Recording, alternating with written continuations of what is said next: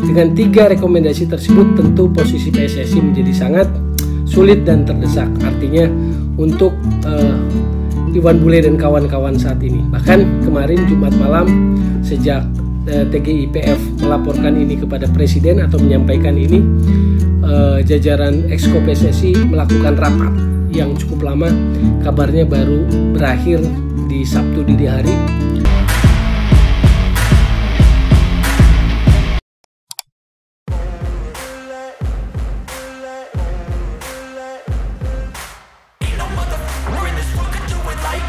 Oke, balik lagi di Gocek Bung Toel. Mohon maaf sudah sekian lama tidak menjumpai teman-teman Gocek Bung Toel, karena sejak kasus tragedi Kanjuruhan saya cukup sibuk melayani berbagai permintaan wawancara dari berbagai media, televisi, radio, online dan sebagainya. Jadi sekali lagi mohon maaf, baru kali ini saya menghampiri menyapa teman-teman Gocek Bung Toel. Dan tentu saja saya masih mau membahas atau mengulas tentang kasus tragedi Kanjuruhan. Tapi tentu saya tidak akan mengulang yang awal-awal, karena saya yakin teman-teman juga menyimak dari berbagai pandangan saya di berbagai media.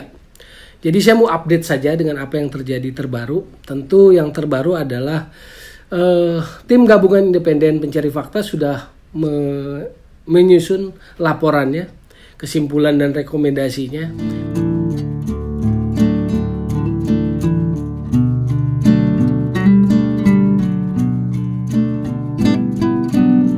Yang Jumat 14 Oktober kemarin diserahkan ke Presiden. Jadi kita tinggal tunggu respon dari Presiden dan juga hasil rekomendasi itu disikapi seperti apa. Yang pertama yang saya harus melihat atau memberikan catatan adalah rekomendasi tentu untuk PSSI. Yang pertama saya membaca bahwa berdasarkan tanggung jawab moral dan etik, maka rekomendasinya Ketua Umum PSSI dan Exco mengundurkan diri atau mundur. Ini menurut saya sepakat dengan tanggung jawab moral dan etik. Karena di sepak bola tentu berbeda dengan hukum positif negara. Hukum sepak bola tentu dasarnya adalah statuta. Dan kita tahu di statuta disebutkan adalah PSSI adalah satu-satunya organisasi sepak bola nasional yang memiliki kewenangan untuk mengatur, mengawasi dan menyelenggarakan pertandingan dan kompetisi sepak bola. Tentu ini sebuah kehormatan karena PSSI adalah otoritas tertinggi sepak bola nasional, tetapi di dalam sebuah kehormatan tentu terkandung namanya tanggung jawab. Sekali lagi, ini adalah hukum sepak bola, jadi kita harus mengacu pada apa yang disebut dengan statuta, dan berdasarkan itu saya pikir rekomendasi TGIPF bahwa Ketua Umum PSSI dan jajaran Exco-nya harus mundur berdasarkan tanggung jawab moral dan etik rasanya tepat. Jadi mereka pun, TGIPF pun tidak atau mengetahui bahwa mereka tidak bisa memasuki norma yang dimiliki oleh PSSI. Tetapi secara tanggung jawab moral dan etik yang merupakan hukum tertinggi, maka mereka merekomendasikan Ketua Umum PSSI dan jajaran Exco-nya mundur.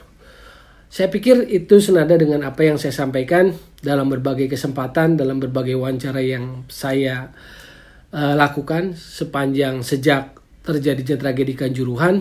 Mungkin catatan tambahan saya adalah Sekjen PSSI yang juga mantan Exco, yang sebelumnya adalah posisinya Exco, hanya kemudian berganti peran menjadi Sekjen pun rasanya patut untuk mengambil langkah yang sama, yaitu mundur. Itu catatan tambahannya. Poin kedua tentu saja tentang percepatan KLB. Jadi KLB yang dipercepat. Nah, kalau soal poin ini, maka mekanisme statuta lah atau mekanisme sepak bola, hukum sepak bola lagi yang harus jadi acuan agar fondasinya benar. Jadi kita merapikan sesuatu dengan cara aturan yang benar. Nah, kalau dari koridor itu, maka satu, KLB bisa dilakukan jika Exco meminta KLB. Caranya tentu melakukan percepatan juga agenda kongres. Biasa di dalam agenda kongres diajukan permohonan pengunduran diri, agenda satu. Yang kedua adalah agenda percepatan KLB. Yang ketiga adalah penetapan komite pemilihan dan komite banding pemilihan. Itu yang normal. Yang kedua juga permintaan KLB bisa dilakukan oleh anggota atau footer. Jadi kita tunggu respon footer terkait KLB percepatan ini, karena mereka punya hak juga untuk meminta KLB. Yang ketiga tentu saja dengan cara-cara yang menggunakan bantuan FIFA dan AFC dalam hal ini adalah misalnya dengan nama tim normalisasi. Katakanlah seperti itu, saya kasih contoh. Jadi tim normalisasi mengambil alih peran fungsi dari PSSI lalu mempersiapkan KLB yang dimaksud sebelum akhirnya organisasi PSSI yang baru, exco PSSI yang baru terpilih untuk menjalankan roda organisasi ke depannya. Itu tentang KLB, poin saya tentang KLB. Yang ketiga adalah rekomendasi bahwa pemerintah tidak akan memberikan izin pertandingan kepada Liga 1, Liga 2, dan Liga 3 selama belum terjadinya perubahan yang signifikan. Ini kalimat perubahan yang signifikan ini perlu dikonkretkan dengan jelas. Poin-poinnya apa? Jika poin-poinnya mengacu kepada poin-poin sebelumnya, maka memang tidak ada pilihan lain. Dengan 3 poin tadi yang menjadi rekomendasi, yang menjadi catatan saya tentang Exco dan tentang Ketua Umum dan jajaran Exco mundur, tentang percepatan KLB, tentang kompetisi Liga 1, Liga 2, Liga 3 yang tidak akan diberikan izin selama belum terjadi perubahan yang signifikan.